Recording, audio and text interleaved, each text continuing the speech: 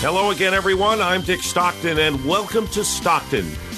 So this week marks the 12th episode of the show and the end of Season 1. As you know, I've been asking you to write into me with questions and or comments that you have, and today I'm going to answer some of those questions.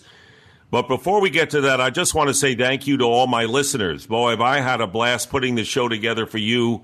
Our initial one was with Alex Rodriguez, who was most revealing.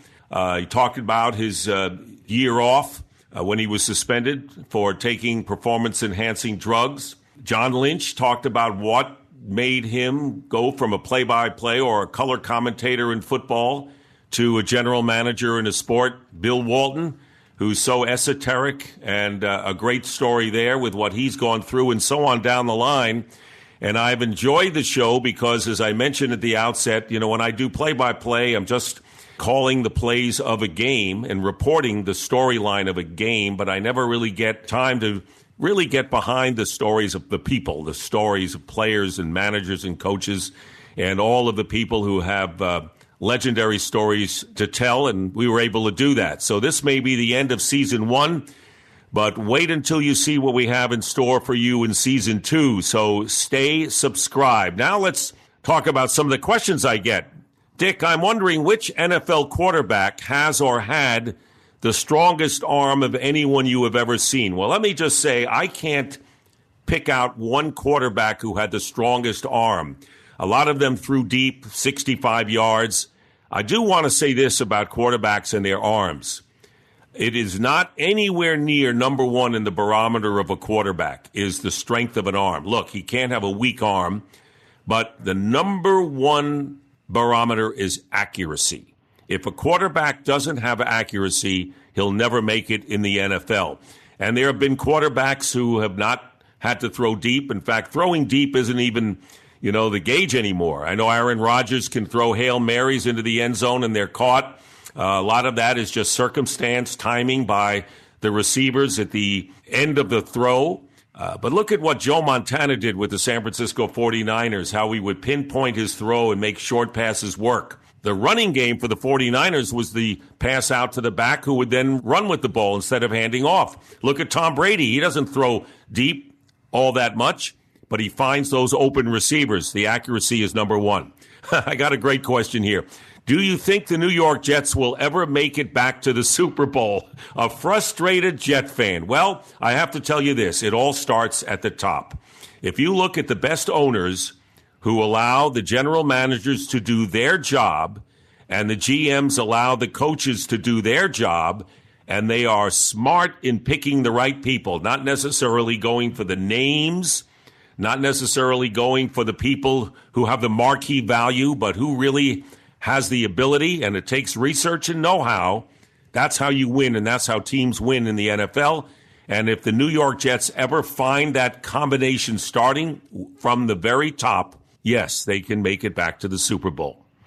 Here's one. I was discussing NBA Finals, someone wrote, with a friend the other day, and we were remembering some of the better ones, like the 1988 Finals, Lakers versus Pistons, or the 2013 Heat versus Spurs. I thought the best one I ever watched was the 1984 Finals, Celtics-Lakers, when Larry Bird was the MVP that year.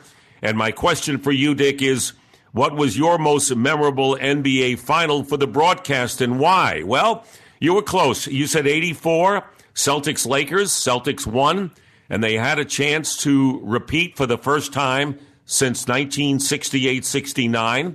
It was a rematch between the Celtics and Lakers. I'm talking about 1985, and it was my most memorable final because it started with what is known as the Memorial Day Massacre. The Boston Celtics at the Garden blew out the Lakers, something like, 143 to 114. And, of course, they said the Lakers were dead. The Lakers went, back to their hotels. They didn't go back to L.A., and they talked about what must they do to beat the Celtics and come back in the series. And when they had the film room, when Pat Riley showed the film to the team, normally Kareem Abdul-Jabbar would sit in the back. The big 7-footer would be in back. He went to the front row because the Lakers were embarrassed and they wanted to show that they were not and going to be embarrassed. And They led 3-2, and they became the first team to beat the Boston Celtics at the Garden in the finals of a playoff. Could you imagine, after being embarrassed in Memorial Day by so many points in Game 1, they came back and beat the Celtics in Boston. First time the Lakers ever beat the Celtics in the championship, and Kareem Abdul-Jabbar was the MVP. All right, here's a personal one. Someone says, I'm so curious, how did you and Jamie Drinkwater meet, and what kind of work do you do together now? Are there any challenges associated with working with your spouse? Well, let me just tell you that I got lucky here. I married a great woman. Jamie Drinkwater was her maiden name, Drinkwater, and her father was the mayor of Scottsdale, Arizona, for 4 terms. And to me, Jamie is mayor number 2. She could be a mayor. That's how great she is with people, sincerely and genuinely, not just on the surface. What kind of work do we do together? Well, she actually is the brains of our operation. She's got a great business mind. She's great on detail. And the other thing is, because she's not really embedded in sports, she's not an encyclopedia of sports, she watches it, follows it, knows something about it. When she comes up with an idea, it's a great idea. So this is someone who is not into sports, but has great ideas. Now, are there any challenges? None. Working with Jamie, we are a great team, as we say, on and off the field.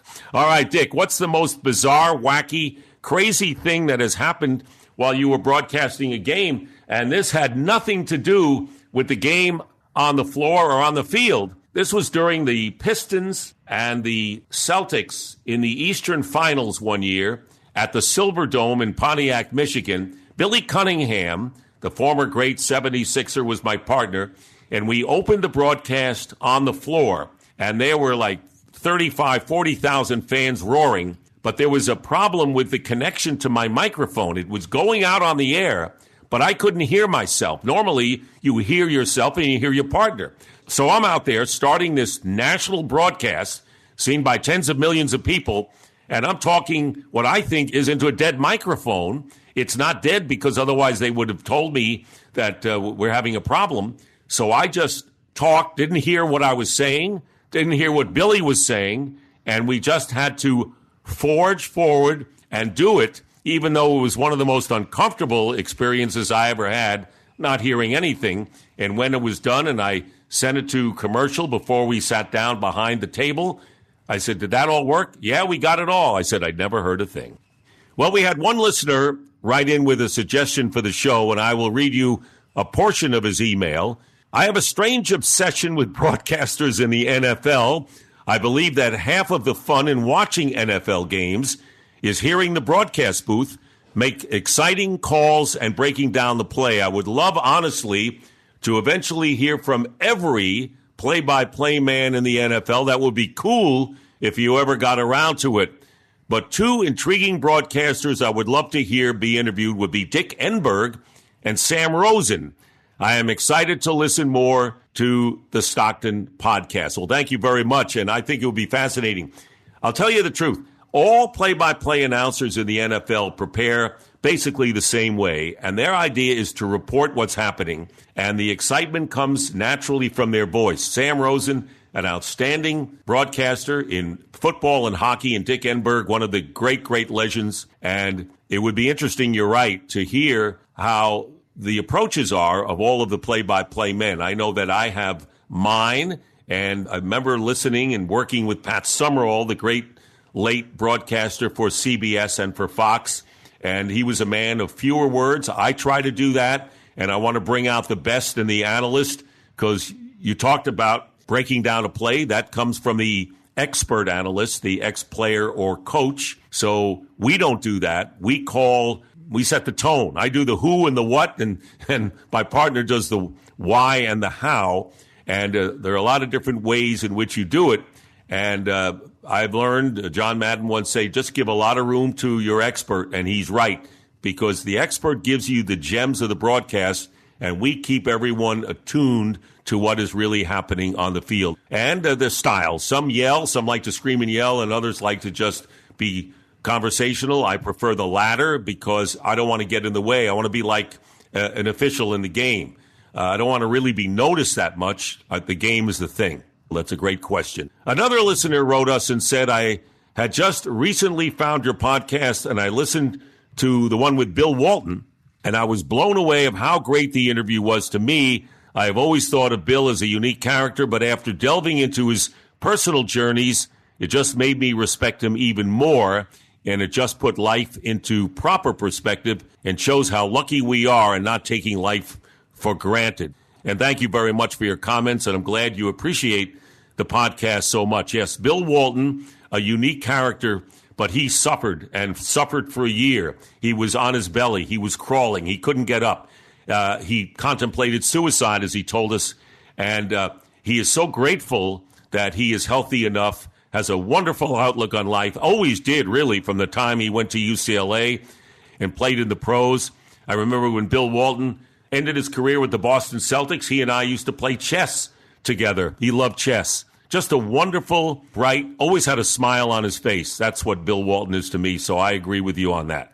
Lastly, we have a listener who wrote in saying this, a big thank you from a 53-year-old Bostonian, now residing in Pennsylvania for the last 14 years. You are indeed one of my favorite all-time sportscasters, and I'm happy to have found your podcast. Love hearing from Bill Walton. Keep up the great work. I'll keep listening. And maybe Larry Bird or Bobby Orr could be in the future. Well, I'm flattered with your comments. Thank you so much. And I love my time in Boston and doing the Red Sox and the Celtics. I remember coming to Boston when I worked at a local station there, and Bobby Orr was everything. I'll tell you a little story. One time I was doing the 11 o'clock sports broadcast on WBZ, Channel 4 in Boston, and in doing the highlights, the Bruins had played earlier that night, and Bobby Orr had a breakaway and missed the shot.